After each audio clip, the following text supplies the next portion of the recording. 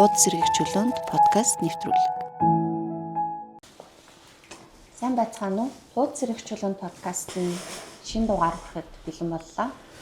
Энэ дугаарын онцлог болохоор одоо Валентины баяр зориулж хийж байгаагаар онцлог байгаа юм. Тэгээд одоо өмнө нөгөө оны босгон дээр бид шинэ эхлэлийн шүлгүүд хийжсэн бол энэ удаад болохоор одоо яруу найраг руу биш хүүрнэл зохиол руу хатгаа шийдсэн. Хайр гэдэг бол одоо хүн төрөлхтний уран зохиол урлагийн бүхэл одоо тийм мөнхийн сэдвийн нэг гэж яддаг тийм одоо альва хүний харилцааг тусгаагүй уран зохиол томоохон бүтээл гэж юу нь байхгүй. За тэгээд яг тийм нөгөө түгээмэл сэдв болоод ч түрүү бас сонгоход ч гэсэн тийм бас амар юм шиг мөртлөө амаргүй юм бэлээ. Бүгдийг сонгочмоор тийм бүгдийг нэг бол сонгочмоор эсвэл яг ямар үнцэг барихын гэдэг ч юм уу. Бид хоёр бол яг янз бүрийн хайруудын номуудад гарах болов гэж бодоод байна. За миний эхний сонгосон ном бол одоо Израилийн зохиолч Исаак Башевиц-Зингрийн Шоша гэдэг роман байдаг. За үүнийг бол монгол хэлэнд манай орчуулагч яруу найрагч зохиолч Дашин Оюнжмын гэж маш гоё хүрүүлсэн байдаг. Тэгээд одоо би л анх уншаал шууд Зингерт маш дуртай болсон. Яг Зингрийг өмнө нь бол Мерсер өгүүлэг энтрээр мэддэг байсан л та. Томхон бүтээл нь бол бас орчуулагдсан тохиолдол нь энэ шүү дээ тий. Нөгөө зохиолынхаа тухайд ингээд товчхон ярих юм бол за Шоша гэдэг бол нэг юм охины бүсгүйн нэр.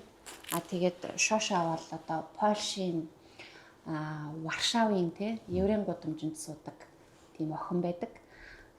Шоша бол тэр еврейн одоо тэр нацист германууд Польш руу нэвтэрч тий. Одоо еврейчүүдийг одоо барьж ах тэр хүнд хэцүү цаг үеийн еврейчүүдийн эгэлжирийн одоо ард түмний бас нэг дүр гэж хэлж болно. Гэхдээ зохиол дээр маань бол гол дүр нь Аарон Грэндингер гэдэг нэг залуу зохиолч байдаг тийм. Варшавын еврейчүүд дундаа бас их од болж шин гарч ирж байгаа зохиолч байдаг шүү дээ. Тийм одоо тэр тэдэн дундаа нөгөө арай сэхэлэг хүрээний залуу. Тэгээд Аарон Грэндингер бол одоо төрлөх гудамжнаасаа явцсан байж байгаад яг товчхон ярихад санамсаргуу тохиолдлоор багтаа тоглож өссөн Шоша охиныг одоо яг хуучин хിവэрээ хуучин гэр суудсандаа байгааг мэдснээр одоо энэ хоёрын энэ зохиолдох тэр хайрын харилцаа бол эхэлдэг. Шоша юугаараа онцгой вэ гэхээр Шоша бол нас биеийн төрсэн бүсгүй боловч яг одоо жаахнараа үлдсэн гэдэг юм үү те. Одоо биеийн өсөлтийн хувьд одоо бүр жаахан охин шиг нэг өсвөр насны охин шиг за оюун ухааны хувьд ч гэсэн бас төдгөө те. Нэгтэй Шоша юугаараа одоо онцгой юм бэ гэвэл яг л одоо тэр цэвэр ариун ямар нэг тийм буртах сууж амжаагүй залуу охины эмэгтэй хүний одоо тийм л бэлэгдэл болсон дүр. Тэгээд Аарон Грэндингер зохиолч бол одоо төрлөх гудамжиндаа эргэж ирээд Шошаг харангуут Шошад хайртайгаа ойлгодог те. Тэгээд Шоша энэ хоёрын харилцаа бол ингэж эхэлдэг. Энэ бол бас нэг талаасаа эмгэнэлтэй ч гэж болох түүх. Тэгсэн мөртлөө миний бодлоор айгу романтикч юм шиг түүх л надад санагддгийг. За тэгээд Аарон Грэндингер маань бол одоо Шошатайгаа гэрлэнэ. Тэгээд тэр хоёр гэрлээд нөгөө бал сараад тэмдэглэхээр гарт тэргэн цугаад явдаг хэсгийг би сонгосон юм л да.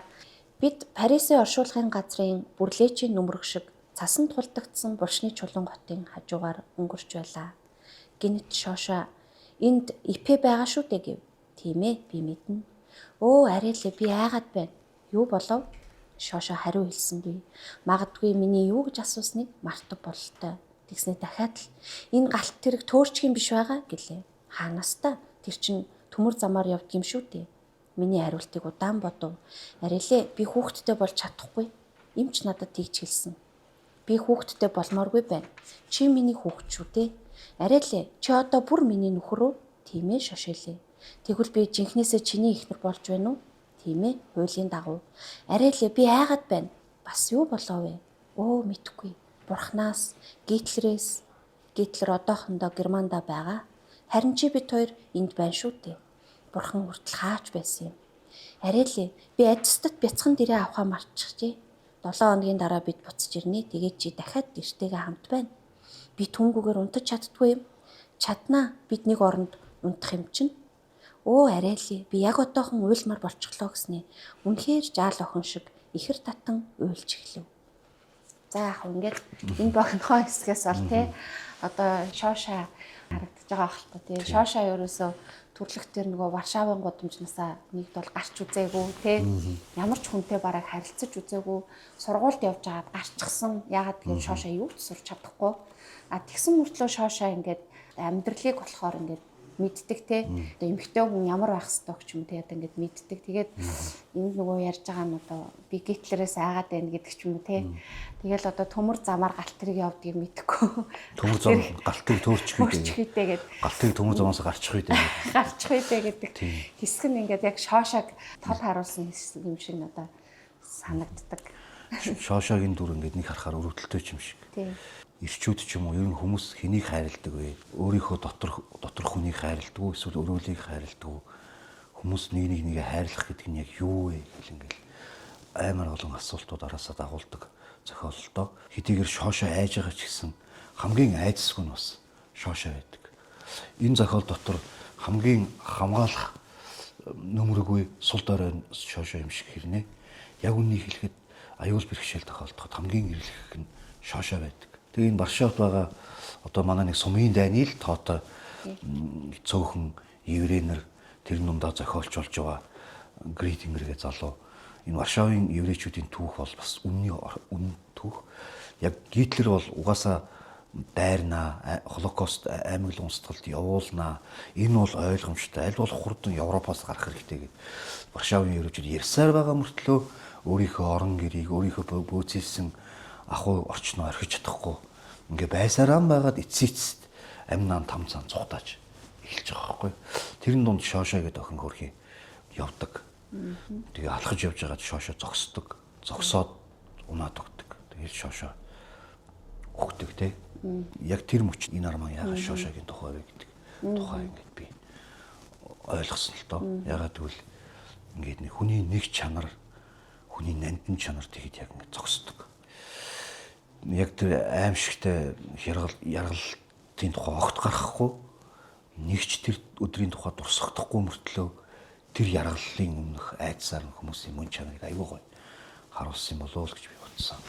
Тийм. Энэ хоёрын хайр бид нар ч хайрын сэдвээр ярьж байгаа шүү дээ тий.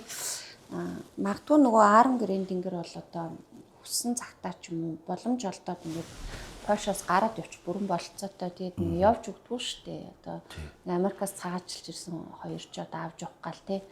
Тэгээд яагаад вэ гэхээр Аарон Грэндингер зөвхөн хайртай бүсгүүдээ ч юм уу хорогцсондоо биш одоо өөрийнхөө төрлөх тий шоошоогоор дамжуулаад одоо шоошоо бол Грэндингерийн хувьд нэгдүгээрт одоо хайр сэтгэл нь хоёрдугаарт их орон эцэг их тэр бүх нандин юм л төлөвлөд тахш байгаа юм л та. Тийм болохоор тэрийг хичнээн одоо амиа хойхолоод зүхтах ч гэсэн хүн чинь хайртай юм аа, төрлөх юм аа. Ингээд тийм амар хялбар гээчдгүү гэдгийг л харуулдаг юм болов гэж би утсан. Тэгээд тэр тусмаа яг одоо жинхэнэ хайр гэдэг яг юу гэдэг юм бэхээр бид нар ярьдаг шүү дээ. Хайр бол юм чинь нөхцөлгүй хайр гэдэг юм бол яг тэр одоо цэвэр тийм хайр юм аа тий. Яг одоогийн өнцгөөс ч гэсэн одоо хин нэг залуу байгаад шоошоо шиг бүсгүүтэй учирлаа гэхэд яг үнэхээр амьдралаа холбох уу гэвэл бас эргэлзээтэй ш. Энэ хүн бие авч явж чадах уу? Наазах нь энэ хүн боловсралтай байлуу гэдэг ч юм уу те. Цаашлаад энэ хүн хүүхэд тээж төрүүлж чадах уу ч юм. Аль нэг талаас нь аваад үзвэл шоошоо үнэхээр алинд нь ч тэнцэхгүй. Шоошоо зүгээр л огт эвдрээгүй, засаагүй алмаз гэдэг шиг тийм цэвэр тунгалаг зүрх сэтгэл нь л байгаа. Тэр нь магадгүй тэр бас еврейн ард түмний те ямар ч гэм зэмгүй байгаа. Тэр еврейчүүд ч гэсэн одоо тэр германчуудын өмнө уг нь еврейчүүд ямар ч гэм зэмгүй шүү дээ тий. Тэгэхээр тэрэг бол шоошоогоор л төлөөлүүлсэн болов уу гэж боддог. Тэгэхээр Аарон Грэндингерийн тэр шоошоог хайрлаж байгаа хайрын цаана бас илүү өргөн ухах хүн байгаад байгаа юм болов уу гэж л бодсон. За тэгээд шоошогийн хувьд ярихад нэг ийм хайр байлаа. За ингээд Баярагийн ном руу оръё. За би дараа нь болохоор агуу их Толстойн тухай шоошогийн араас ярих гэж бодож байна. Эмэгтэй хүний тухай өгүүлсэн зохиолууд дундаас одоо хамгийн алдартай нь л ч одоо хэлж болно. Одоо Бовари хатагтай одоо Жейн Остны зохиолууд гэх мэт ороод тэгээ одоо ерөөсөө энэ Анна Каренина зохиол бол дэлхийн сонгодог зохиол тооцогддог. Манай орчуулгын томоохон нөлөө их орчуулагчдын нэг орчуулагч очир утгай орчуулга. Суудлал дээр Анушката зэрэгцэн суугаад унтлахын вагоны бүүдгэр гэрэлд тасалгааг эргэцүүлэн харлаа. Бурхны аврал. Маргааш би Сережа Алексей Александрович нэр очино. Тэгээд миний амьдрал хуучин шигээ дассан сурсан замаараа явна гэж бодогдов. Би юунаасаа ичгэж учиртай юм гэж өөрөөсөө гоморхон гайхаж асуув. Номоо орхиж гидрэг сандлын түшилгийг налаад сэлбэртэй хутгаа хоёр гараараа чангатхна. Ичид зохоор юм огт байсангүй. Тэгснээ Москвагийн бүх явдлаа эргэцүүлэн санаж үзвэл цөм сайхан аятайхан санагдана. Найр наадам дурлаж биширч гүйрсэн царайтай Вронский өөрийнхөө түүнтэй харилцаж барьсан бүхний санаж үзэхэд ичгэвтер юм байсангүй. Тэгсэн мөртлөө үүнийг дурсаад ирэхийн хамт Вронский санаанд нь ормогцол ичмэр санагдах нь улам даамжирч энэ юу гэсэн үг вэ? Тэр тухай зүгээр бодож үзэхээс айж байна гэж юу гэсэн үг вэ? Танил хүн бүрийн хооронд байдгаас өөр ямар нэгэн харилцаа тэр хүүхдэрийн офицер бид хоёрын хооронд байгаа ингэж болох юм гэж юу гэд Анна ярван инэв хийлж дахин номоо барьж авсан боловч юун тухай уншиж байснаа огт мэдхээ болжээ. Сэлбэртэй хутгаараа шилэн дээгүүрээ нэг зурж үтснээ гүлгэр хүйтэн гадрыг нь хацартаа наан гинт учир шалтгаангүй баярлах сэтгэл давтан золтой чангаар инээчихсэнгүй. Ямар нэгэн иргэн дороогдсон улам чангарах хөгжмийн утас сайдл ухаан бодол нь айхавтар догдолж байгааг Анна мэдэрч байлаа. Нүдэн том болж гар хөлийн хуруунд татагдана. Дотор нь ямар нэг юм амьсгаа бачууруулж энэхүү дайвагнах бүүдгэр гэрэлд бүх дүрс дуу чимээ гойд тодрон гайхал төрүүлж байгааг мэдэрч байлаа. Галт тэрэг урагшаа явж байгаа болов уу, хоошоо явж байгаа юм уу, бүр зогсчихсон хэрэг үү гэж тасралтгүй эргэх бодол төрнө. Хажууд нь Анушка байгаа юм уу, хүний хүн үү, тэр дэгийн дөлгөөстэй чинь дээл үү, араатан амтэн үү, үгүй энд байгаа чинь би өөрөө мөн үү, өөр хүн үү, ийхүү суунаглан манар хачин бодолд автах Аннад аймаар санагдан. Гэвч ямар нэг юм ийшээ татаж өөрөө дур хүслээрээ татагдан автах юм уу, бие барьж болохтой ажээ. Сэхээ орохын тулд Анна босож нөмөргөө унгаан дулаан хөрмий тайлж хөнгөлөв. Анна доош унах мэт санагдана. Гэхдээ энэ нь аимшигтай биш, харин ч зугаатай ажээ. Толгой түрүүгээ битүүлж цасан дарагдсан хүний дуу чихэн дээр нь нэг юм хашгирахад Анна босоод сэхээ орж буудалд ирж байгаа тэр хүн үйлчлэгч болохыг ухаарав. Аннаг хаалгах хатал цас шуурга өөдөөс нь алгадан хаалган голохгүй булаалтна. Энэ чанаад хөвгчлөлтөө санагдаж үүд онгоолгож гарав. Салхи түүнийг л хүлээж байсан юм шиг хөөрөн эсгэрч хийсгэн хотхыг мэрийн. Анна хүүтэн сайхан агаарыг цээж дүүрэн амьсгалж вагоны хажууд зогсон тавцсан гэрэлтэй буудлыг эргэцүүлэн харж байлаа. Аннагийн одоо Москвагаас босож байгаа хэсэг. Тэгээд Анна Каренина Арман бол Анна ахыхаа гэр бүл салтыг зохицуулж эхнэрийг нь аргадах гэж, дойлыг аргадах гэж Москвад ирээд түүний аавынхын зохиосон үдшилтэгээр Вронскийтэй уулзаж дурласнаар ингэж эхэлдэг. Тэгээд энэ хэсэг болохоор Аннагийн яг ингэж тэр хүнд хайртай болчихтэй, тэр хүнээс салж чадахгүй нэ, тэр хүнийг одоо ингэж яа харахгүй хайрлж байна да гэдгийг мэдхийн өмнөх өөрт нь илэрч байгаа сэтгэл зүйн одоо элдв янзын урвал хөрвөлийн тухай хэсгэлтэй энэ хэсгийг ингэж тостой цасан шуурхтай бүгчин вагон донд ухаанд авчтаад ухаанд орж гарч байгаа айхтар төрсөн. Яг ингээд вагоны гадаа нэг амьсгаа аваад овоо ууржлаа гэж бодоод вагоны шатаар өгсөн чинь урд нь Вронский зогсож байдаг. Тэгээ Вронский хэлтийм л да. Таньгүйгээр би хаач байхгүй шүү дээ. Танд юугаас тэр үдшилтэд хэлсэн шүү дээ. Би таньгүйгээр хаач байхгүй. Араас чи явж байгаа. Би танд хайртай. Гингүүд одоо Анна та одоо ёс төртэй хүн шиг одоо байгаарай. Одоо би гэр бүлтэй хүн шүү гэд хэлдэг ч гэсэн айл эрт дотроо сэтгэлээ алдсан байдаг. Тэгээд энэ эмэгтэй хүний хүнд сэтгэл алдах, дурлах үйл явцын тухай эмшиг мөртлөө эмэгтэй хүн хүнийг хайрлж эхлэхдээ ямар эргэлт буцалтгүй байдаг тухай тийм гайхалтай эхлэл. Арман бол ингээд 3 шугам лавтай явдаг.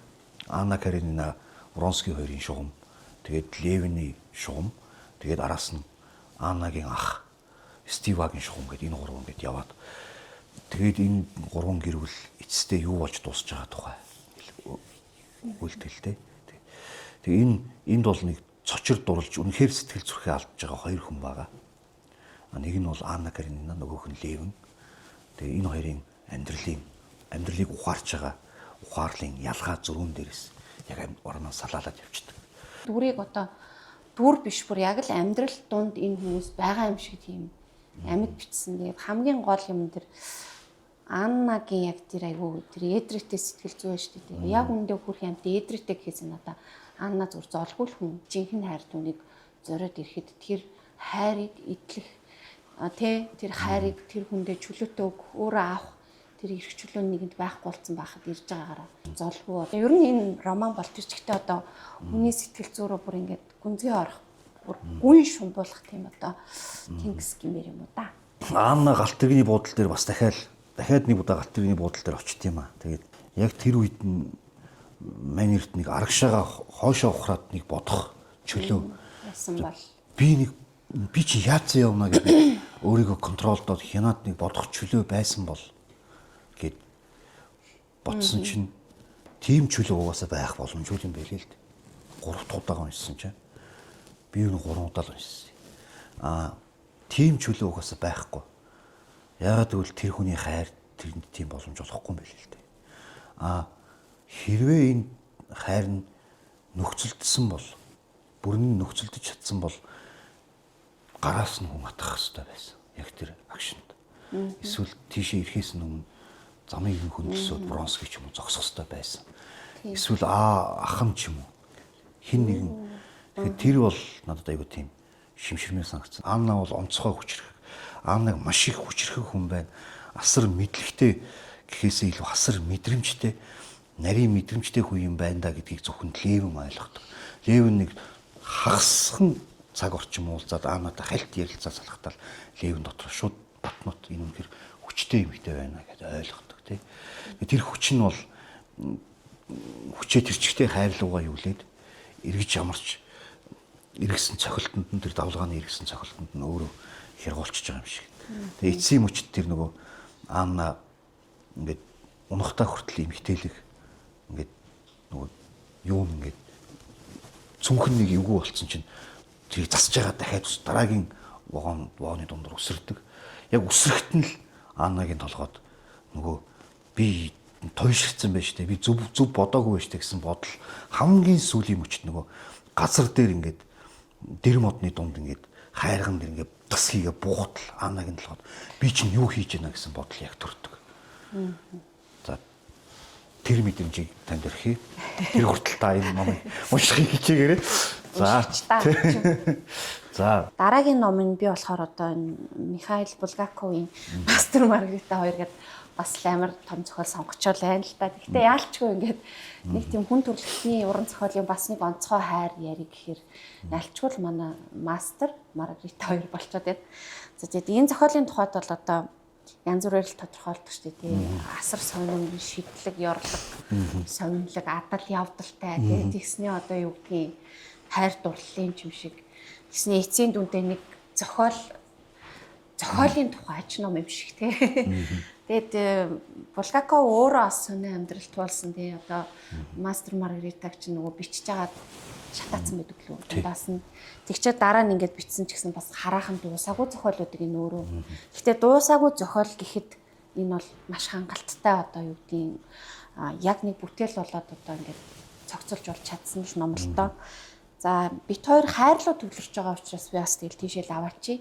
За Мастер гэж зохиолч бол тий бас зохиол дотор өөрийнхөө зохиолыг бичсэн. Тэр нь бас энэ зохиол дотор нэг шугам болж явахын зэрэгцээ Мастер Маргарита 2-ын маань үйл явдал. За тэгээ Воландын нөгөө Түүэлт Москвадах гэдэг ингээд уншсан хүмүүс бол одоо ингээд ярахаар ойлгож байгаа гэж бодож байна.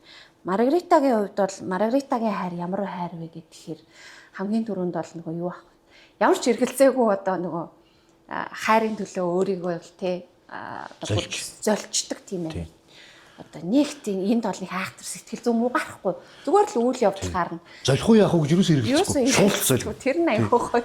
Маргарита зүгээр л шууд нөгөө чөтгөрт гэхүүдээ одоо сүмсээ шууд худалдаад л одоо хөнгөш болчихдаг шүү дээ тий. Тэр нь надаа ингээд яагаад ч юм яг ерөнхийдөө уран зохиолын ихэнх хүрнэл нухацтай номууд ч одоо юу гэдэг юм мараал талаа барьсан ч гэдэг юм уу. Эсвэл сэтгэл зүйн мөрөө төлөрсөн юм илүү нухацтай seriously байдаг бол Булгаковстай энэ дэр жинхэнэ төвөөд гэрээл надаа ер нь айгу гой санагдсан. Маргарита тэгээд шууд шулан болоо Москвагийн нэг өндөр барилгуудын дундор шөөр унаал яваал нөгөө юу яадаг штэ мастрын зохиолыг хорсон нөгөө нөхдүүдийн суудаг сууцыг ядагаа ичдэг тэр хэсэг юмсыг асар хөвгчлээ тий. Тэгэхээр энэ хайр бол одоо юу гэдэг ямар ч эргэл буцалтгүй хайртай үнийхээ төлөө шууд одоо хүн байхаас шууд татгалзчихж байгаа. Эсвэл ер нь хайр байвал ер нь хүн хайр байгаа тэр газар л байвал хүн байна уу, сүнс буг болцсон байна уу? Ямар хамаатай юм. Эсвэл бүр хүний ертөнцөөс ч гадуур хайр гэдэг юм нь хаанч үж болох ч юм уу гэж бодмоор ч шиг тий. Зохиолын тухай ярих, зохиолчийн тухай бити яриа. Зохиол бол одоо текст гээл ингээл тий ярьдаг тий. Харамсалтай мастер Маргарита хоёрыг Булгаковоос салгахгүй байхын аргагүй. Ягаад тэгэхээр Булгаков энийг хэд хэдийн бичих гэж оролцсон. Энэ романыг бичих гэж маш их хүч зарсан. Булгаков бол гашуун ёжлагч штэ. Энэ тоталитар нийгэм буюу нийтээрээ ингэж хуарагнан суудаг, нийтээрээ нэг үнэнд үйлчлдэг, хүний энэ давтагдшгүй оюун санааг ингээд жаазалдаг, энэ нийгмийг гашуунаар илгэлэн шоолсон. Маш гашуунаар илгэлэн шоолдог зохиол. Булгаков хизээч энэ юу Ленины ялуулсан, Сталины байгуулсан тэр социалист юу туршилтанд дуртай байгаагүй. Тий. Хизээч тэрийг хүлээн зөвшөөрөөгүй. Яг мэдээч хэрэг Сталин Булгаковыг хүндэлдэг ч гэх юм уу, Булгаковын янзыг үздэг ч гэх юм уу, энэ хоёрын хооронд харилцаа байсан ч гэсэн Булгаков бол энэ нийгэм бол мөхөл, энэ нийгэм бол хүний эсрэг гэмт хэрэг гэдгийг бол энэ романд за бүр философи улс төр талаас нь бол маш тодорхой тусгаж өгсөн. Одоо оюун санааны хэлмэгдүүлэлт гэдэг юм ер нь альч цаг үеийн нийгэмд байд юм уу? Ялангуяа одоо энэ дарангуй нийгэмд тий. Дарангуй нийгэмд одоо хамгийн эрүүл сар бол магадгүй оюунлаг сэхэнлэг улсуудыг аль болох дарлаж, аль болох хорж, цагдаж, хянаж, хавчиж байлгахыг цаг үргэлж ирмэлцдэг. Яа гэвэл эрүүл ухаан гэдэг чинь одоо дарангуйллын хамгийн том дайсан биз дээ тий. Тэгэхээр энэ дээр бол яг л тэр харагдаад байгаа байхгүй тий. Мастер хоригт галзуугийн эмнэлэгт байж байгаа жишээтэй. Гэтэл нөгөө нэг тийм болсон болоогүй нөхдүүд одоо Москвад хамгийн өндөр зэрэглэлийн ганцанд тусгай ресторанд хоол идээд ингээд тансаг амьдраад байдаг тий. Тэгээд мастер газар доор амьдарч байгаа жишээ. Миний нэг ажигласан юм нөгөө ихэнх тохиолдолд одоо маш оюунлагч юм уу одоо Достоевскийн Раскольниковоос авахуулаад шөө юу лээ одоо энэ миний дараа ярих бас нэг зохиолоос ахуулаад юм маш оюунлаг нэг юм эрэгтэй дүр байгаа юм л та. Оюунлаг нэг эр хүн тий. Тэнгуут тэр хүн чинь ингээд нөгөө амьдралд ингээд юу ахад хит тархаараа сэтгээд ч юм уу логик оюунаар ч юм уу ингээд амьдрал бас яг тэгж болдгүй юм байна л та. Тэнгуут тэнд хайрыг авчирч тавахаар тэр нэг эмэгтэй дандаа нэг юм аврал юм шиг нөхцөлгүйгээр хайрладаг нэг тийм авралч юм шиг. Тэр эмэгтэй аврагч биш л те. Ер нь хайр өөрөө аврал гэдгийг л эмэгтэй хүн ялтчгүй төлөөлөд тахшгүй. Тэр харанхуй нийгэмд хайр аврал нь Маргаритагийн дүр юм уу гэд. Тэгэд миний энд сонгосон хэсэг нь болохоор энэ хоёр хамгийн сүлд Азазелогийн гараас хор уугаад энэ хоёр бол өвчж байгаа штэ тий. Тэгэд үхсэн мөртлөө одоо үхсдийн оронд үргэлжлүүлэн амьдрнаа. Өөрт баяртай хэмээн Маргарита мастер хоёр Улаандад нэгэн дугаар хариу хашгирав. Тэгмэгц хар булаанд элдв зам харгүй гэлгүй ангал руу шууд дүүлэхэд бараа болгосод араас нь пижигмэн унцгаав. Иргэн тойронд байцхад талбай тавцсан сарны зам Иршалам хотын алин зүгүү олжээ. Хар мордчус алга мастер Маргарита хоёр нөгөө амлсан үүртэй золголоо. Яг шүн дундын сартаа залгаад үүр цайхан тэрэ. Мастер найз хүүхэнтэйгээ өглөөний түрүүчийн гэгээнээр хагтай жижигхэн чулуун гүүрэн дээгүүр явж байв. Тэрээр гүүрийг гарлаа. Үнэн ч хоёрын ард бяцхан гор хүлдэж тэд элсэрхэг замаар цааш урагшлав. Анир чимээгүйг сонстоо гэж Маргарита мастерт хэлэхэд нүцгэн хөлд орн элс шажигнан байв. Чиний амьдралд хэн ч өгөхгүй байсан тэр анир чимээгүйг одоо сонсож сэтгэлийн цэнгэл идэл хардаа тэр өмнө чамайг шагнасан үрдийн гэрчин байна. Би бүр гурвалсан цонхыг нь харж байна. Бас усан үзмийн мод бараг дээвэрт тулан мушгирч байна. Энэ бол чиний гэр, энэ бол чиний үрдийн өргөө, чиний хайрлаж хүндэлдэг, чиний сонирхдаг, чамайг үүмүүлж сандраахгүй хүмүүс орой чам дээр ирэхийг би мэдж байгаа. Тэд чамд хөвжим тоглож дуудуулж өгнө. Тасалгаанд лаасаатай байхад ямар гэрэлтэй байдгийг чи үзнэ. Чи тос болсон үрдийн хармалгаагаа өмсөд унтаж байж болно. Чамайг унтахад уруул дээр чинь байнгын нэмсэглэл тодорч байх болно. Намайг бол чи хөөж явуулж чадхаасаа өнгөрсөн. Чиний нойрыг би хайрлан хамгаална.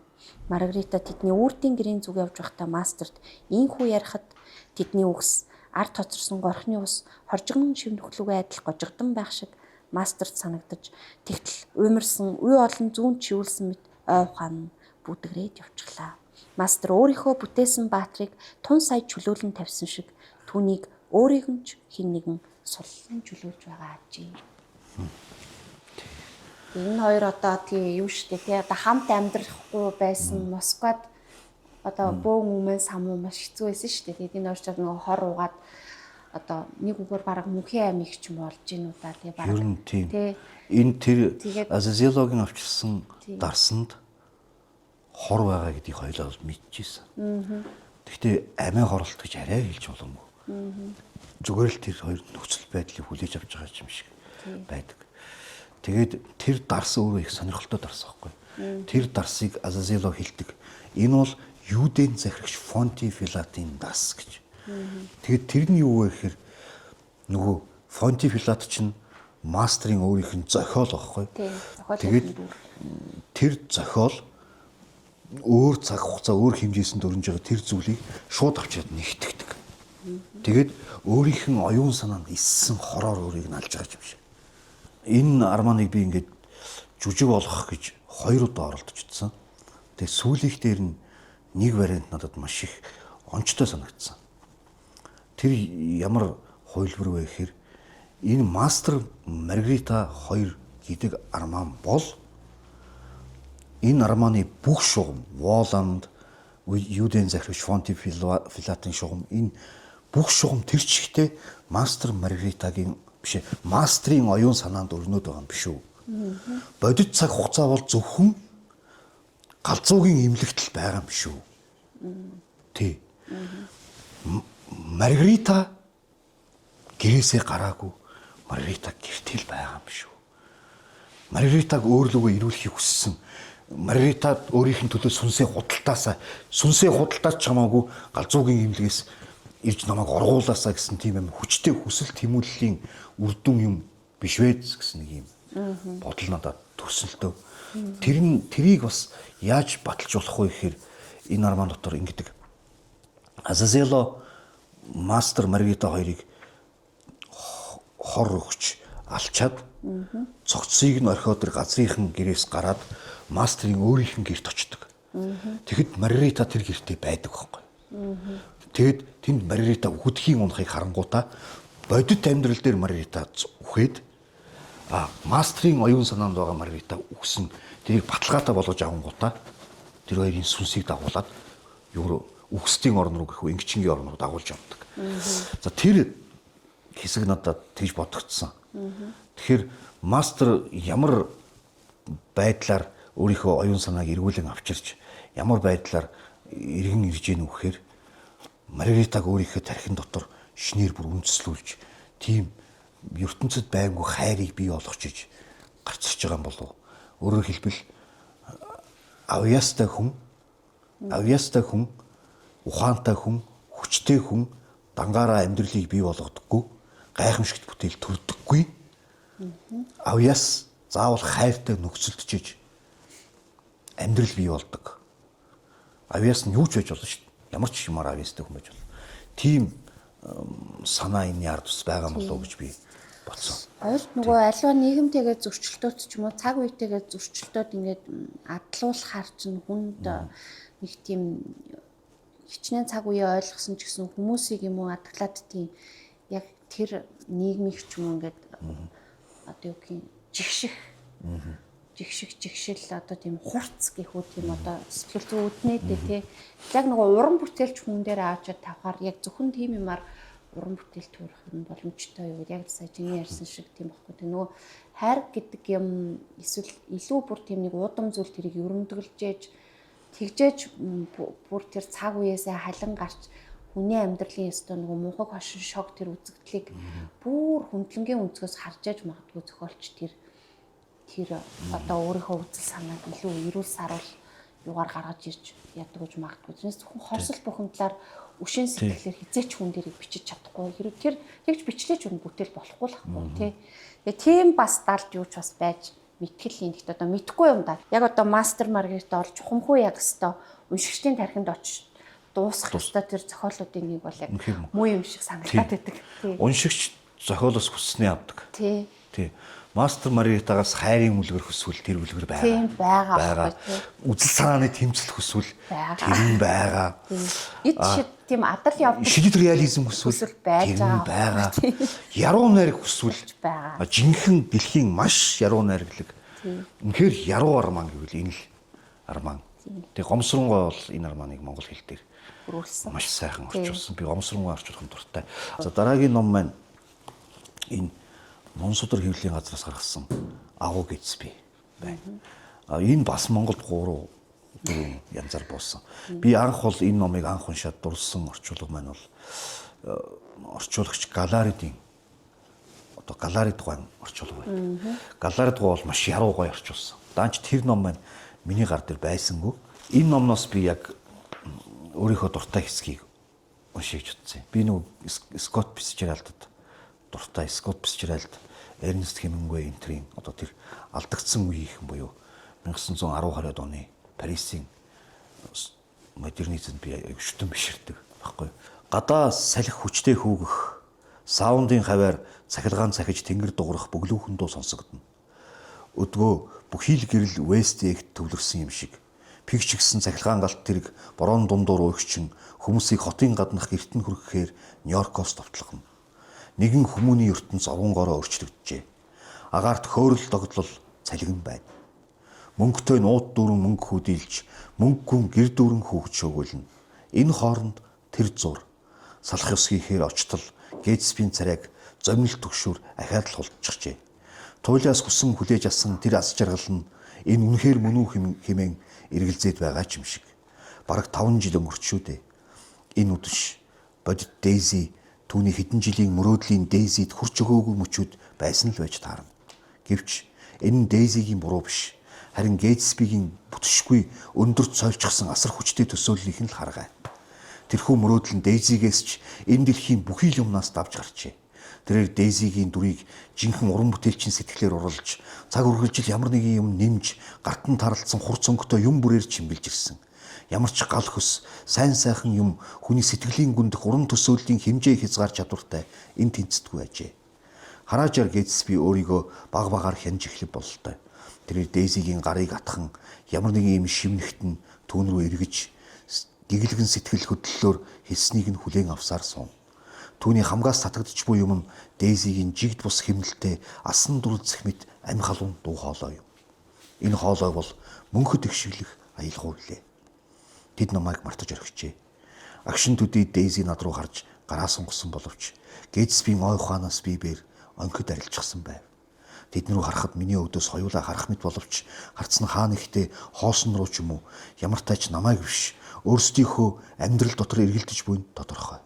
Би тэднийг орхин өрөөнөөс гарч гантиг чулуун шатаар уруудан зүсрэх бороог зүгэллээ. За Агуу Гэтсби арман бол одоо Фицжеральдын одоо бүтээсэн шин дүр гэх юм уу? Онцгой дүрлтэй. Дейзи гээд эмэгтэй дурлаад жирийн хүн өөрийнхөө бүх амьдралыг одоо мотивац эргэлтэнд оруулж баг өөрийнхөө төсөөснөөс илүү хүчрэх хүн болж нэр төр эд хөрөнгө чухал биш. Хамгийн гол нь тэр бүхэн Дейзи рүү хүрэх гүүр болж хувирдаг. Өөрөө маш Дейзиг хайрлсан учраас асар уужим дотортой асар тийм уужим сэтгэлтэй болж асар хүчрэх хүн болж төлөвлөсөн байдаг. Тэгээ Гэтсби олон жилийн дараа яг өөрийнх нь амьдардаг гэрийн эсрэг талд өөрийнх нь харшаас том харш бүтээгээд өөрийнх нь анхаарлыг татах гэж бүх арга чаргаас ашиглаад тэгээд нэг юм өөрийнхөө гэрт оруулж ирээд сууж байгаа байдал нь. Тэр хоёрыг уулзуулж өгсөн гол одоо уулзуулж өгсөн Ник Кароуи гээд зохиолч залуу сая тэр хоёрыг уулзуулчаад гэрт нь оруулчаад тэр хоёр өөрсдийнхөө хайрын ертөнц рүү үлдэнгүүт хаяад гараа явж байгаа даа. Яг тэр мөчнөл. Миний бодлоор Агуу Гэтсби нөгөө яг нөгөө хоёр талын хайр биш, нэг талын хайр илүү харагддаг зохиолтой. Энийгээд илүү нөгөө эр хүний одоо тэр хуурч яашгүй тэмчин хайрыг л харуулсан. Тэр Гэтсбигээд үнэхээр нэг эмэгтэй төлөөр нь юугаач өгч магадгүй. Тэгээд тэр эмэгтэйг маш хүнд чанартай гэж итгэсэн байдаг. Асар хүн чанартай гэж итгэсэн байдаг. Өөр шиг нь тийм удам сэтгэлтэй ч гэж юм уу бодсон байдаг. Тэр нь бол алдаа байдаг. Тэгээд ингээд тэр эмэгтэй өөртөө нь явж байгаад хүн дайраад хөнөөцсөн. Тэгээд тэгсэн мөртлөө тэр эмэгтэйг хамгаална. Тэр эмэгтэй хэрэгээ хүлээчихвээ. Өмнөөс нь би хэрэгээ хүлээн гэд ингээд хизээч Дейзигийн хийхгүй үйлдэлийг тэгнэдэ гэж бодоод тэр үүдэнд нь зогсож байгаа тэр хүн маш өөр хөдөлтөй санагддаг надад. Одоо ер нь бол их загвар нөгөө мангийн мишх нөхөө надад санагддаг байхгүй. Тэгээд удам хүн юм чинь бусдыг өчүүхэн гэж би ч юусоо бодохгүй. Тийм төрлийн хүмүүс байдаг хорвоо тэр сонирхолтой. Тийм хүмүүс байдгаа гэж бодмоор тэгтэл нь бисчрал бичсэн. Дээр нь бисчралдын энэ арманы хамгийн гоё чанар бол жаз шүү дээ. Жаз хэмнэл. Жаз ирэн үе нөгөө Америкийн их уналтаас өмнөх нэг эдийн засгийн огцом сэргэлт, хөрөнгийн зах зээлийн тесрэлт. Тэрнтэй ингээд нөгөө тансаг жаз хэмнэл ингээд орж ирсэн.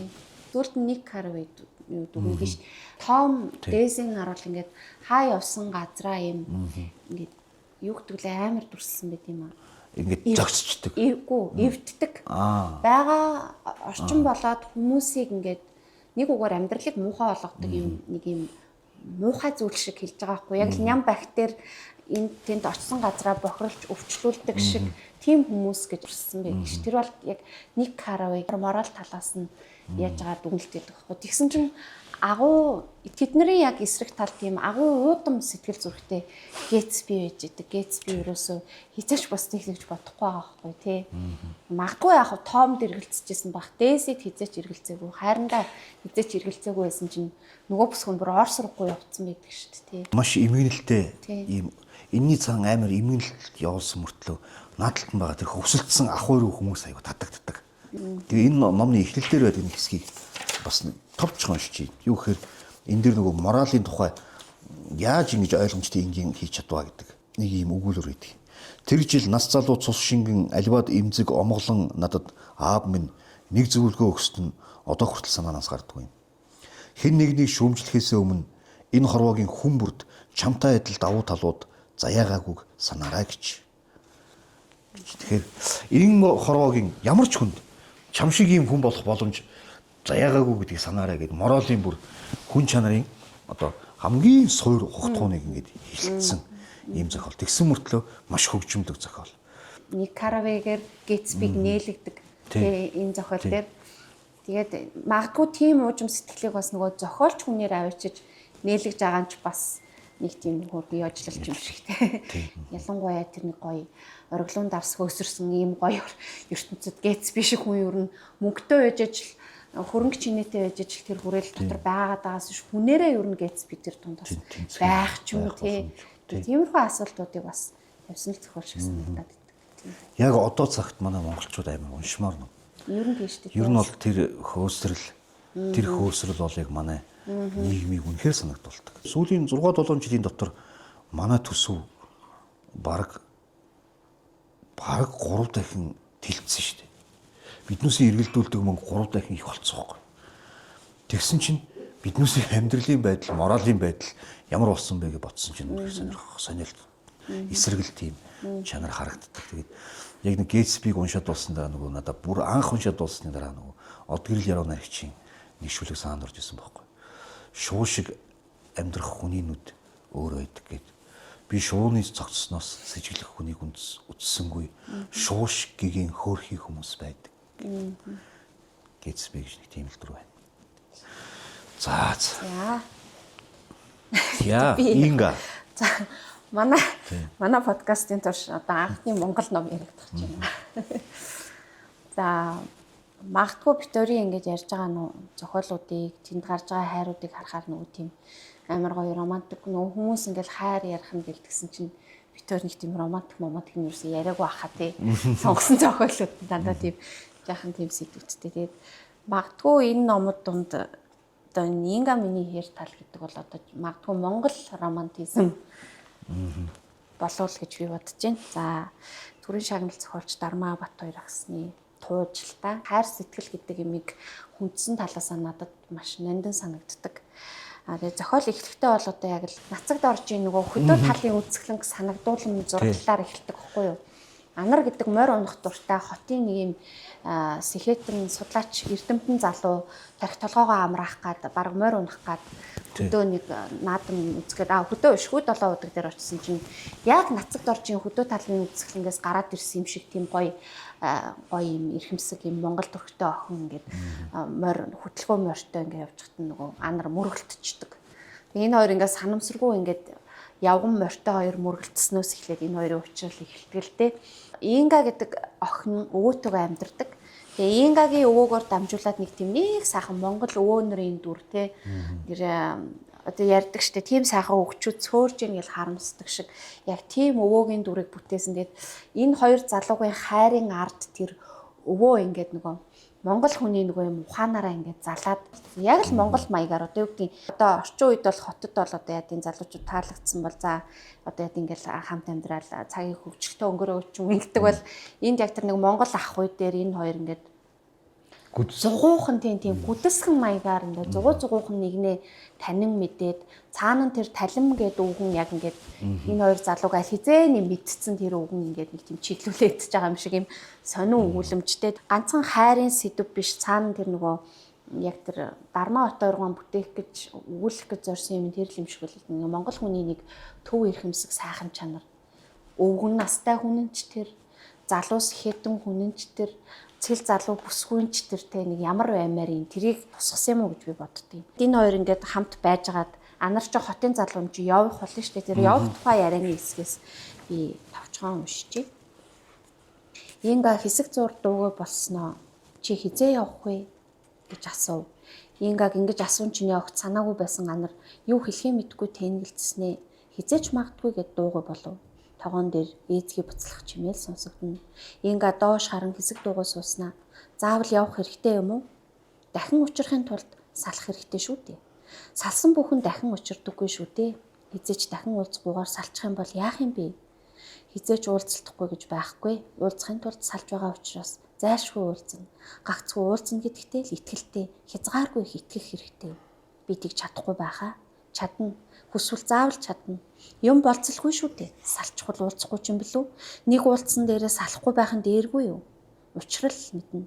Салах учиртай бол салахгүйгээд байсан ч сална шүү дээ. Бид бол учрахын хувь тавилангаар уулзсан гэж боддог. Нэгэнт учрахын хувь тавилан байгаа юм чинь хичнээн салсан ч эргээд л уулзнаа. Энэ бол бид хоёроос шалтгааллах зүйл. Уулзна гэж итгүүл уулзна. Бүх юм чи бид хоёрын хүсэл эрмэлзлээс шалтгаална гэдэг. Энэ анар гэдэг залуу ингэж нөгөө бүсгүүдээ хэлж байгаа юм л та. Нөгөө буцаад явах болсон чинь ингээ одоо ингээл те мэдээж хайртай болсон юм хитэн юм чинь тэ эргээд ирэхгүй бол яна энэ хотын хүн юм чинь гэл те. Нөгөөх нь болохоор одоо яг л нэг Батбаяргаан одоо өөрийнх нь философи яваад байгаа юм л та. Одоо учрахын тулд заавал салнаач гэдэг юм уу те. Тэгээд ингээд итгэлтэй байвал уулзнаа. Салхи хөдлөл бүх юм хөдлөнө те. Би бусдын тусын тулд хүнд ч харагдахгүй нэг сайхан юм хийгсэн. Сайхан юм хийсний ард өө энийг хэн хийчихвэ гэд хүмүүс гайхаасаа гэж би хүснэ гэдэг ч юм уу. Дарма хот ойргоо нэг юм баг үнэмлэхүүч хэмээр юм гигэн юм гэхдээ надад заримдаа айгу гой санагдд юм аа. Магадгүй одоо цагт улам хүмүүс жоохон тийм ийм гоё романтик дэврүүн юм байгаасаа гэж бодмоор ч юм шиг. Бид нар улмал ингээл амьдралын эргүүлгэнд улмал ингээл хэрэгцээгээ хангахын төлөө ингээл яваал ах хэрээр Дармын Батбаяргаан одоо энэ гоё юмнаас холдоод байгаа юм шиг. Биднээс яг гээгдээд байгаа нэг гоё нэмдэ юм байгаад байгаа юм шүү. Тэрийг л Батбаяргаан айгу сануулах гэж хичээсэн юм шиг надад санагддаг шүү. Зохиол нь гинэн байх нь өөрийнх нь сонголт байсан. Батбаяргаан гинэн байгаа ч гигэн байгаа ч гэж байгаа юм шүү. Сонин хүн өөрийнх нь ингээд суугаад суурлаад ярихаар айгүй гүн яриатай мөртлөө амьдралын сонин жижиг зүйлүүд дээр амар гинэн тийм үйлдэл хийж явах юм билаа нэг 2-3 удаа харж исэн. Тэгээ юмнаас тийм жижигхэн юмнаас тийм сайн сайхныг айгүй мэдэрдэг. Батбаяргаан бол цэг залуугийн өөрийнх нь одоо намдаггүй школоос гараад багшийнхаа одоо драматургийг ахиулсан драм бичижсэн тэр цөөрөм хайрыг хайрл гэгээг бичижсэн үеийнхэн өөрийнх нь үндсэн арга барил гэвэл ёс зүйч байсан. Тэр нууршгүй гоё ёс зүй бичдэг. манай нийгэмд байгаа ёс зүйн асуудлуудыг ингээд драм дээр илэрхийлдэг. Жишээлбэл тэр цөөрөм гэж үжиг нь болохоор нэг хүүхдийн ирээдүг хэдэн нөхдөд зочны өрөөндөө шийдэж байгаа. Тэр хүүхдээс юу ч асуухгүй. Энэ хүүхд сайн хүүхд, энэ хүүхд бүх хичээлдээ сайн хүүхд.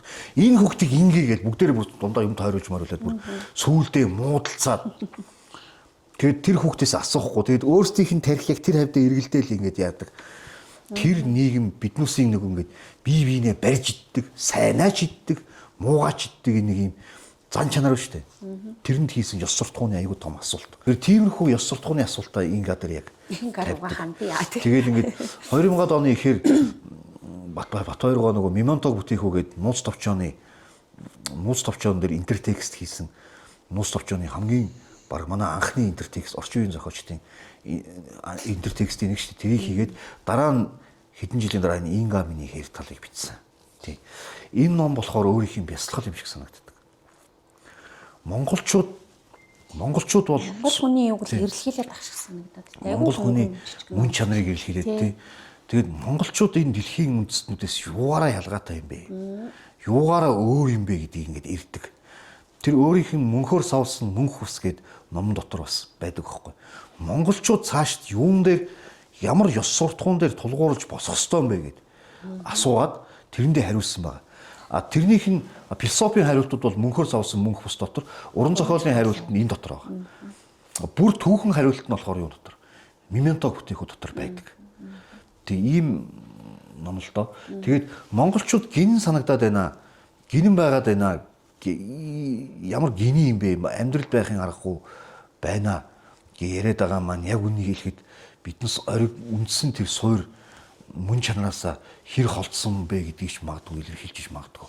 Монголчууд гинэн гэхээсээ илүү айгүй уужим хүлээцтэй элдв юмд нөхцөл тавьдаггүй, драмаа үүсгдэггүй ард түмэн гэж л би энэ номыг уншихаар боддог байхгүй юу.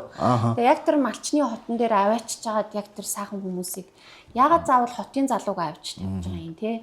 Тэр чинь бас өөрөө тийм зориуд хийсэн л зүйл байгаа байхгүй юу. Хотын тэр сэхэлэг залуу ягаад хүүтэн хүндээ одоо юу гэдгийг уйчсан бэртгчин биш байгаа юм тий.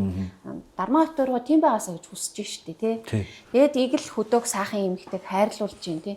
Тэгээд сүулт нь анар чинь ингэдэг байхгүй нөө. Инга нүүх юмсан гэд нэг санаанд гүгийн завсар унахсан чинь анар ингэдэг байхгүй. Ингагийн хүсэл хүн хайрлан гэдэг чинь маш анхааралтай байж хүсэл сэтгэлийг нь биелүүлэх гэсэн үг.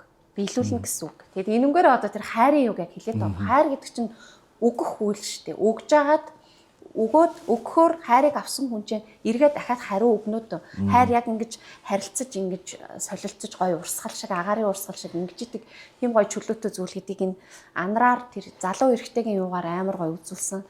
Тэнгуут ингээд тэнд талим өвгний хажууд байнга анар ингээд айгүй олон юмд суралцаад Монгол ахуйгаа мэдэж авч байгаа юм. Тэгээд хүн ёсны сургуулийг бас тэр талим анар хоёроос аваад байгаа байхгүй. Тэгээ ингээд энэ маш романтик хайрын ер нь нэлээ романтик гэж болно юм. Миний бодлоор л. Залуучуудад ямар санагдах юм мэдэхгүй байна. Энийг уншингаа давхар яг тийм гоё. Яг сайхан хөдөөнийг сайхан мянгат малчин ч юм уу нэг гоё өвөөгийн дочсон байж байгаа юм шиг л яг тийм сэтгэл төрхөөр маш игэлжийн үг хэллэгтэй айгүй гоё тийм ном байдаг. Тэгээд би энийг бас залуучууд их уншаасаа гэж боддог болохоор зориуд сонгосон. За чиний дараагийн юу? Миний дараагийн сонгосон зохиол болохоор нэлээ урт болж байгаа шүү. Миний дараагийн сонгосон зохиол болохоор Дашторжийн Нацгторжийн нэг шүлэг байгаа юм. Тэгээд хайрын дугаар учраас Нацгторжийн хамгийн сүүлийн хайрын шүлгийг уншия гэж би бодсон юм. Нацгторж бол одоо монголчуудын мэдхээр бол ямар ч байсан хоёр эмэгтэйтэй амьдарч байсан хүн шүү дээ. Тэгээ гурав дахь эмэгтэйтэйгээ харилцаатай байсан гэдэг нь бас судлаачдын дунд бол тодорхой байдаг. Судлаач очоод тэр Норжмаа гэж эмэгтэйтэй бас юу уулз ярилцаад Нацгторжтой ямар харилцаатай байсан тухай энэ төр нь ярьсан байт. Бод түнэлтэй. За би хэм буй? Чи хэм буй?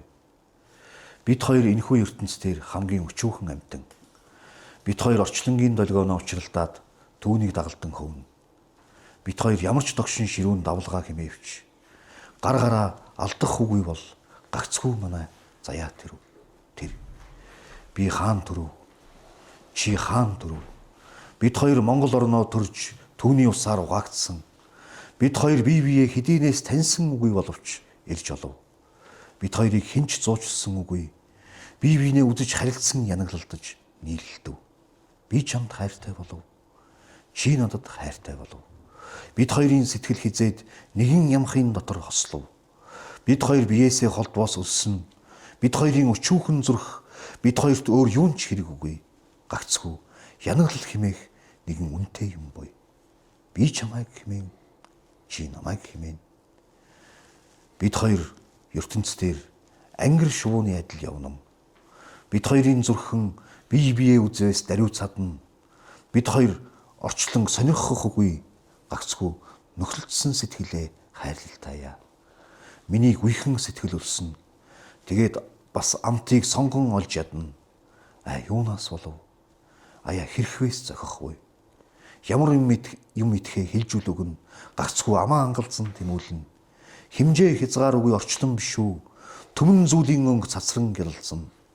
Үннийг үзэх гэрч бас олдох үгүй. Үзүүр үгүй бэлдсэн хүсэл гихч тэр мөн. Хичнээн их зовдгийг би бас төсөөлнө. Хөөхий туйлын тэнэг сэтгэлээ. Хүний сэтгэл эрх дураар юм а. Түүнийг хөнөөж химжээлж огт түл болно. Муу биеийг эзэгнэн дарангуйлаад мөн түүнийг төөрүүлэгч магадгүй. Тэгшлүүлэгч магадгүй. Хэрв сэтгэлээ задгалан байлгая гэвэл сайн сайхныг огт түл бодогдтон. Орхиж чадахгүй болоод хитрхи бодвол хоосоор чамайг зовоохоос юуны өөрөө гэж байгаа. Тий. Энэ бол тэр Нацагт оржийн тэр эмэгтэй зурсан шүлгэлтэй. Тэгээд ингээд 31 настай даа ингээд 30 гараад амьдралыг арай өөрөөр ингээд гүнзгий хардаг болсон. Би ч одоо хаан төрсөн хүн юм. Би чинь хин юм гэх мэт юм гүн бодрлууд энд байгаа юм л да.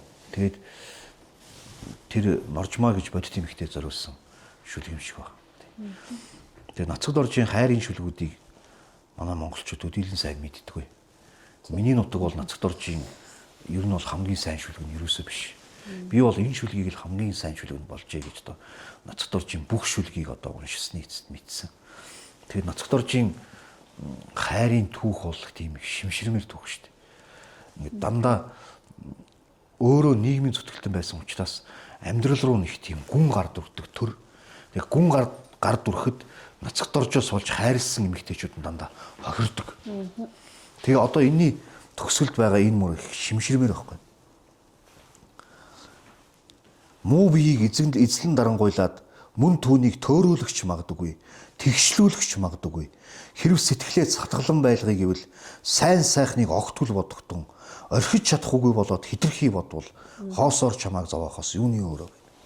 Ингээд хайрлсан бол хагцч чадах тийм зориг бүр 31 настай энэ залууд айхтар тийм хөвчөрч сууж өгсөн.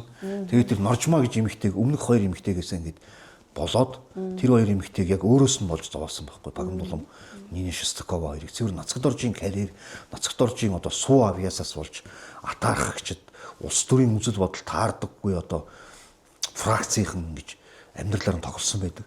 Тийм учраас Нацагт орж бол тэндээс одоо бол орчин үеийн хэлээр одоо Нацагт орж бол тэндээс сэргийлээд яг ийм шүлэг бичсэн. Энэ захианы шинжтэй ийм шүлэг.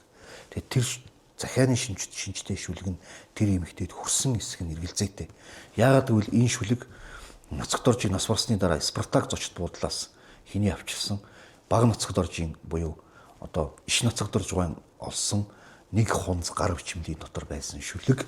За тэгээд тэр нь дундаас ялгарсан учраас Нацагт оржийн шүлгийг хуулан тэр эмэгтэйдээ өгч чадаагүй өөртөө байлгаж явахдаа нас барсан байх гэж би боддгийн. Тийм. Яг эндээс Монголын яруу найргийн одоо яг 100 жил өнгөрчөд байгаа юу хэлдэг? Шинжлэлийн түүх хэлдэг. Юу гэхээр нөгөө галсан сүх яруу найраг чинь хэлдэг. Яруу найргийн шинжлэлийн 100 жилийн дайн гэдэг шиг. Яг тэр шинжлэлийн удирдгал нь энэ шүлгэнд. Эндээс эхлээд нөгөө миний нутаг шүлгээс өөр Нацагт орж хэлж байгаа байхгүй. Миний нутаг бол ингээд Магдалины шинжтэй зохиол шүү дээ. Бараг ингээд энэ бол миний төрсөн нутаг гэдэг ингээд аялгуулаад туйл шиг хайлчмар тийм зохиол. Гэтэл эндээс болохоор илүү тотгошоогоо болж эхэлдэг. Тэгээ эндээс чинь жишээлбэл явуу хулан өөрийнхөө нөгөө би хаан дөрөвөө гэдэг нөгөө миний нутгийг нь цаашаа сэтгэлгээний хувьд ахиулсан илүү тойрол зүүн агцтай тэр бие хаан төрөвөө гэдэг алдартай найрагдлаа жишээл эндээс үлгэр авч ирсэн байдаг. Нацагт орж бол айгүй тийм хүмүүст айгүй нөлөөсөн хүн байхгүй. Жишээл Эрдэнэгоо болохоор би бол нацагт оржийн реалист өгүүл эндийг сургуулиас гараагүй хүн шүү дээ. Би яг тэрийг үргэлжлүүлэх гэж өөрийнхөө эрэлгээд номдор бичсэн байх жишээ. Тэгэхээр ингээд энэ сэтгэлгээгээр энэ шүлэг бас онцгой. Тэгэд цаана байгаа тэр хайр гэдгийг зөвхөн өмчлөхгүй биш. Туулахгүй, зориулахгүй. Зарим мөчд хайрынхаа төлөө өөрийгөө золиостоо татгалцахгүй гэдэг тийм сэтгэлгээ нь аягүй хүчтэй надад санагддаг. Анзаарч байгаа юм нөгөө хэлбэрийн хувьд одоо бидний мэдих нацагт орж ийн нөгөө нэг түгээмэл клишэ энтер болсон шүлгүүдээс шаал анги өмнөө тий хүмүүст ч угаасаа нэг айхтар хүрээгүүдэд айгүй гой нөгөө задгаа юм шүлгэлтэй тий айхтар шадалж хайрцаглаагүй амар гой хүүрсэн тийм нөгөө задгаа шүлгэлтэй тэгснээ хамгийн нөгөө энэ шүлгээс мэдрэгдээд идэх гол юм тэр нөгөө бүр ингээд хүний сэтгэл гэдэг юмыг бүр таньцсан байгаад байл л та. Хайрлж дурлсан үед яадаг вэ гэхээр нэг ингээд амаа ангалзсан нэг нэр нь одоо бүр ингээд хамаг ямаараа нөгөө хүнээрээ л дүүрж идэг энэ төр айгүй нарийн дүрслүүд тэгж явжсан айгүй романтик тийм чухамгүй янаг хайрын тухай шүлэг мөртлөө төгсгөлт нь айхтар нөгөө энэ хайрын эцэст хүн салж хагцах болвол яах вэ те хүн одоо яах болвол яах вэ тэр нөгөө одоо юу гэдгийг сэтгэлийн хатамжлалыг маш хатуугаар бүр ингээд хилцсэн те хоосол чамаг яхаас зовоохоос юуны ялгаа яа. Тэгэхээр энэ дээрс л нөгөө нацагт орж ийм зовлон дундах юм жаргал нь одоо энэ шүлгэнд туссан л л да тий. Хайрын жаргал. Тэгсэн ч гэсэн ахаал зовлонд бэлэн байж байгаа нь амар шимширмээ тий. Тийм 30 хүрээд нацагт орж маань их тийм амьдралыг арай өөрөөр бодож ирсэн юм шиг санагддаг. Ялангуяа Нина Шостаковаг нь Орос руу хүчээр авч явсны дараа бол үнэхээр их юм бодож ирсэн энэ санзаардаг. Тэгээд нацагт орж чинь бүр туужч биш. Арман бичих гэж төлөвөөр гаргаж ирсэн хүн шүү дээ. Нацагт орж тэр Алтай дараа манаас бүр хэд нэлээ олон жилийн өмнө 20 гаруй жилийн өмнө баг хэлхээгүй сууд тэгээд арман бичих байсан болоо да. Одоо байгаа тэр хэлхээгүй сууд маань зүгээр товчлоо шүү дээ. За дараагийн зохиолын номоо юу да яриад яа. Тэр за би харин Достоевскийн гэм зэмийг ярих уу, энийг ярих уу гэж бодож байгаа. За яг одоо Достоевскийг хичнээн зүйлжүүлэх хувьд гэж бодод. Өмнө нь нөгөө бид бас гомсронгуудаа маанаг зохиолыг ярьсан учраас ингээд түр орхилоо. Уг нь бол тэр хоёрын хайр бас айгүй гоё санагддаг. Соня Раскольникова хоёрын хайр. Тэр бол нөгөө миний түрүүнд дурдсан шиг бас Соня бас нэг тийм аврал маягийн Раскольников ч эргээд хариу нэг тийм тэр хоёр бол хин хиндэ аврал юм шиг санагдав. Дуртай тань үү. За энэ бол одоо Аргентины нэр зохиолч Хулио Кортасар гэж нэг этгээд байна.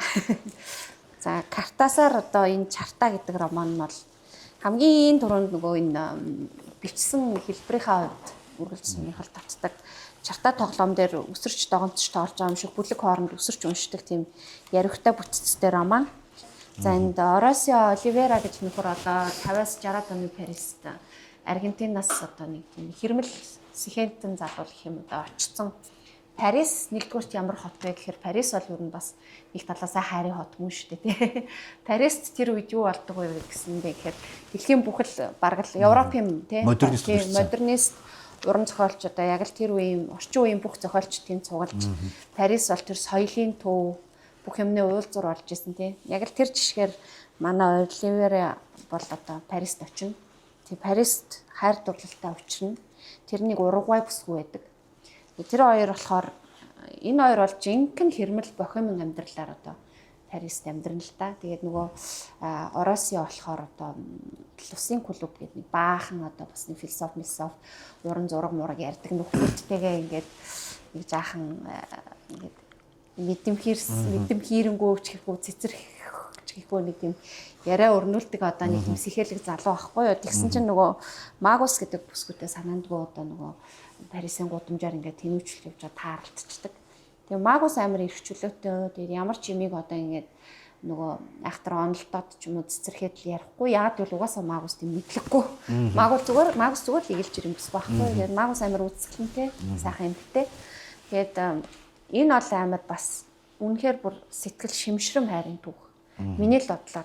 Тэгээд энэ бол яг одоо нөгөө бас олон нөгөө хүмүүсийн тодорхойлогчлон оюун ухаан сэтгэл зүрх хоёрын зөрчил яг үүндээ.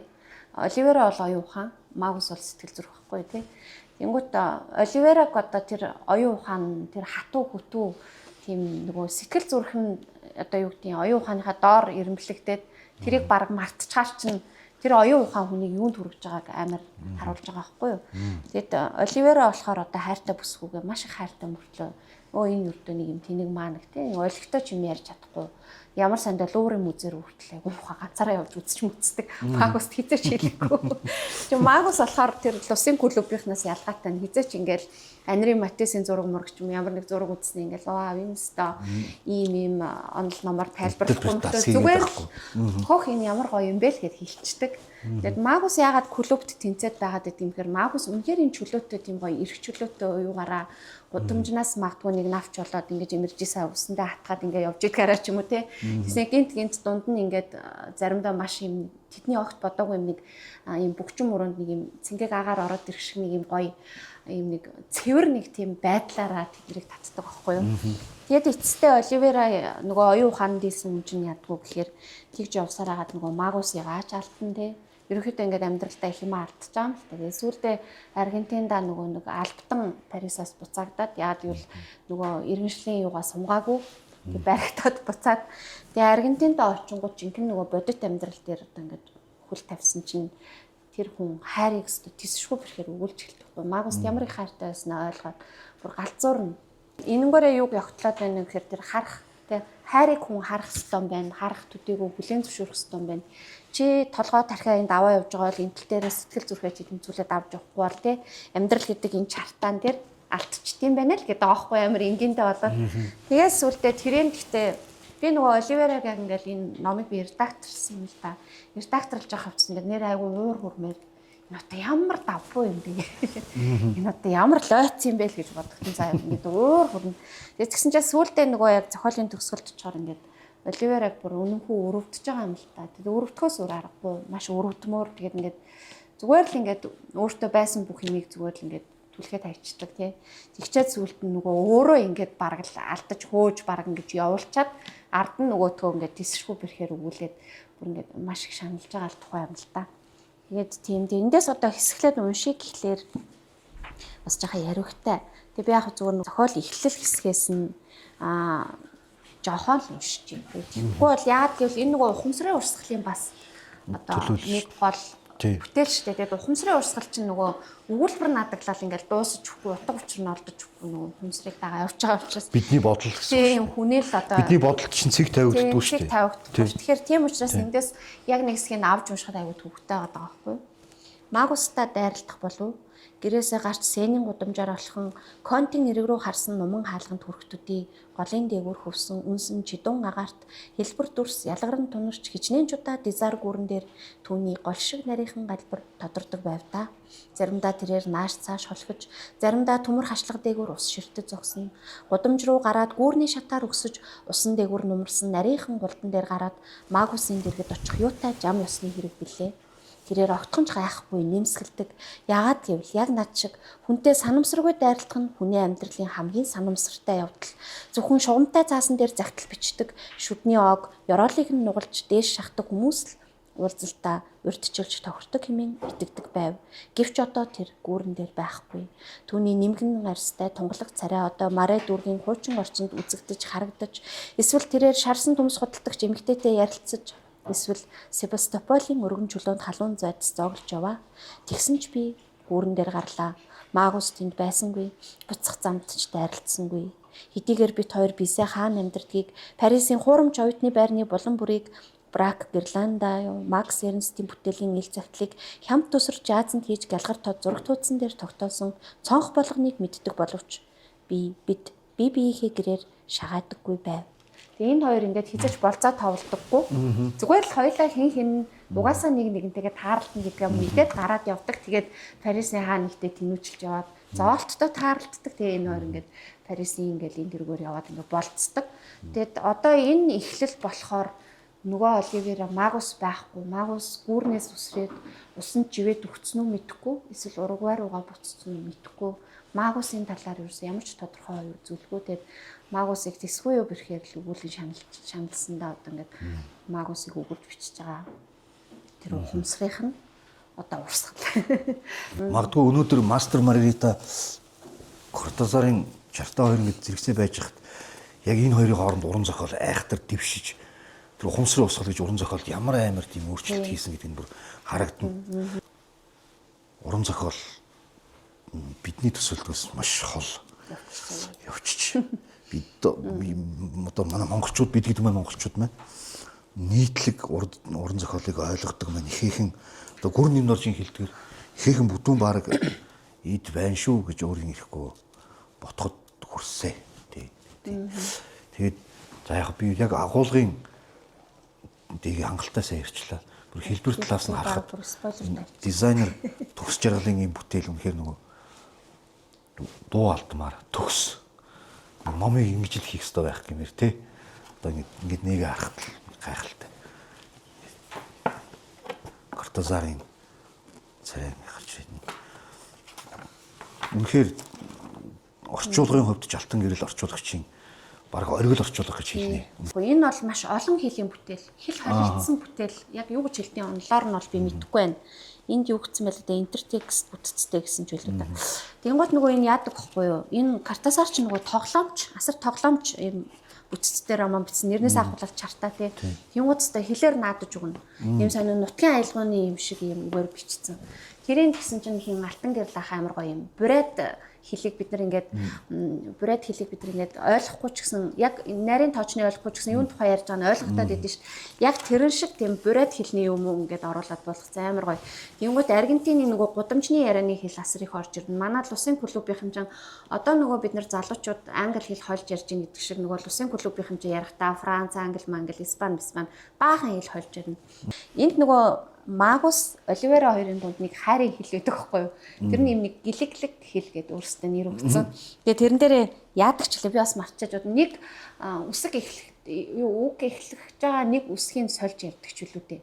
Оросын Оливера ч гэсэн өөрөө ингээд айгүй үгэн тоглоом хийж үгэн наадгаа айгүй хийдэг байхгүй. Тэгээд өөрөөр жишээ нь Хоросия Оливера хингэж бодлоо хотлоо гэдэг нь Оросын Оливера ингэж бодлоо. Тэг ингээд хээ үсэг бүх үгнийхээ өмнө ингээд тавиад бодоод бүр яагаад нэг мэдрэл мутаа өмших заяа. Тэр чинь яг тэр ухамсрын нөгөө ингээд яагаад байгаа байхгүй. Тэгэн шиг энэ хоёр бас тийм хайрын хэл зохиож яриад уун хайрын хэлээрээ нөгөө хэний ч ярилцахгүй зөвхөн тэр хоёр хоорондоо ярилцдаг хайрын хэлээрээ ярих чинь уг нь ингээд тэр хайрын урсгалыг улам гоё чөлөөтэй болгож байгаа нэг урсгал шүү дээ. Тэсэн чинь нөгөө маань Оливера ч бас тэнийг юм болохоор нөгөөтгөндөө хүртэл итүүцсэн. Айгуу сүрхийн ингээд хөөрхөн явж яснаа ингээд шал ядаргаатай ямар ингэх ямар ч хэрэгтэй юм. Зүгээр өөртөө ярьж болдгоо. Зүгээр ярьж яадгүй юм уу гэдэг ч юм уу нэг ингээд ийм энэ магадгүй хайрын зөрчлийг харуулсан. Тийм хайрахгүй юу. Тэгээд тэр хайр зөрчилдөж явж байгаа тэр зөрчлөн сүлдээ яг Оросиагийн хувьд бол имийг нь л түргэж байгаа юм л да. Магусыг ч гэсэн. Тэг яг энэ зохиолыг ингээд яриг үл зөндөө юм бил дээ. Жишээ нь Магус хүүтэй байдаг байхгүй юу? Бүр юм жоохон ялах хүүхэдтэй. Тэр хоёр хамт Магус эхлээд Парист ирэхдээ хүүгээ орхицсан байдаг. Нэг юм асрагчд. Тэр хоёр нөгөө хүүгийнхэн тухай аль болох бодохгүй гэчигээл хоёулаа л жаргалтай байгаа л энэ. Тэгэл энэ зохиолч нь тэр хоёрын одоо яаж жаргаж байгааг зүрхстэй амар бичин заяа. Тэгэл ингээд тэр болгондоо Рокамадур гэд хүүгийн аль болох яг хүүг л хичээн. Тэгээд хүү ирснээр асуудал үүсдэг байхгүй юу? Хүү ирснээр хайрын зөрчилдөг. Хүү ирсэн чинь нөгөө бага насны хүүхдээ асарч тоогдох хэрэгтэй болно. Хүүн амар өвчин тусна халуурна. Тэгэл нөгөө Магусын хүүтэйгээ зуралдаж байгаа ахуйлаг байдал Оливера юусоо таалагдахгүй амар игдүүцээ. Оросиагийн тэр одоо хүний мэс ч гэдэг юм уу тэр нөгөө хүнлэг байдал нь гэдэг ч юм уу. Тэр нь бүр ингээд ямар амар ингээд байхгүй болж байгааг бол бүр ингээд үнэхээр зүрх шимширтэл үзүүлсэн бүлэг бас бий л дээ. Тийм учраас магадгүй хүмүүс энэ Оросын Оливераг бол нөгөө жигших өрөвдөх хоёр яг зэрэгцдэг тийм л сонин ном. Тэгсэн мөртлөө би бол айгуу гоё романтик ч гэж бас хэлнэ. Энэ хоёрын тэр Парист болцоод явж байгаа хэсэг мэсэг гэдэг тэр Оросиагийн бичиж байгаа хэсэг мэсэг нь бол бас үнэхээр гоё. За тэгээд нэг ийм хайрын тухай байлаа. Хүндрэлтний тэгээд дундын хэл нь хайрын хэл гэдэг нь тий. Ямар ч хэлээр ойлголцдог. Тий. Ямар ч үндэсний хүн ойлгож болдог хэл бол хайрын хэл. Хайрын хэл. За өнөөдрийн төгсгөлийн ном Дэгэгийн романаас уншин ч гэдэг энэ Норманы одоо гол зангилаа нь бол хайрын хилийн тухай. Хайрын хил юм болов уу гэж би бодсон. Тэгээд хүмүүс ер нь хайрын хилийг эзэмшдэг. Хайраар ярьж сурсан хүмүүс дундаа арай илүү хүнлэг байд юм болов уу гэсэн юм гаргалгааг эндээс ингэ би бодсон л доо. Тэр хайрын хилэн дундаас Шагуун далаа гэдэг энэ Норманы гол дүрийн хайрын хил онцгой. Тэр үдэш гөхөлцөн догдлох сэтгэлийнхээ эрхэнд автсан Шагуун далаа Facebook-ийн зурвас хэсэг рүү орж Connect with your favorite people гэсэн бичгийг ширтэж удаан суулаа. Үүнийг нээвэл дуртай хүнтэйгээ холбогдох үгүйдэл тэнд байгааг нь илэрхийлэх дугуй ногоон дүрсийг олж харах болно. Тэгээд Шагуун далаа тэр ногоон дугуйгийн ардах цогтын нэр дээр дарж орхивол энэ дэлхийн хаан ихтэй суугаад түүнтэй холбогдох, үл үзэгдэх орон зай үүсэх болно. Тэгвэл охин ингэж бичих байв. Чамтай ингэж учирч чад хамт байж чадахгүйгээ бодохоор харамсал баяр зэрэгцэх юм. Яг л өөртөө тохирох нэг талаа болоод алдчихсан юм шиг. Чамтай байхад цаг хугацаа харавсан сум шиг өнгөрөх гэдэг үгийн утга бүрч тодорхой болж ирнэ. Чамтай байхад би энд газар дээр бодит амьдралд байдаггүй. Би чамд хамаг бүхнээ нээж эрхлэн жаргамаар чамайг яаж хайрлаж байгаагаа үйлдэл дээр үзүүлмээр болдгоо. Чамтай хийж үзэх өчнөөн зүйл дутуу байгаа болохоор л би одоо амьдрахыг хүсэж байна. Яагаад гэвэл би амьд байж гэмээр бид учрах боломжтой болно шүү дээ. Чамайг хайрлан ботхоор миний нүднээс нулимс гардаг. Ойлгож байна уу? Уйлъя гэж бодоогүй байтал нүдэнд нулимс дүүрчигдэг. Урсаад гарчихгүй. Анисхам дүүрчгээд зэлгнээдэл байх тэр мэдрэмжээ би шаналх мөртлөө жаргалтай байдаг. Урд насндаа би чамайг таньдаг байсан болов уу? Тэгээд дараагийн төрөлдөө дахиад учрыг гэж ерөөл тавьсан болов уу? Тэгээд чи энд ирээ болов уу? Гэхдээ бидний учир ерөөл ямраар ирсэн болоод энд ингэж дуусч байгаа юм бол чи ирэхгүй. Би явахгүй. Яг ингэж бичих байсан эсгээ охин мэдэхгүй.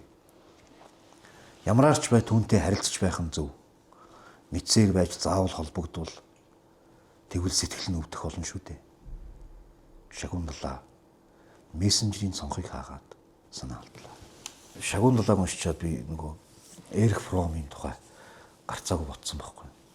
Хүн байхын нууц нь бол хайр юм. Хайраар л ялгардаг.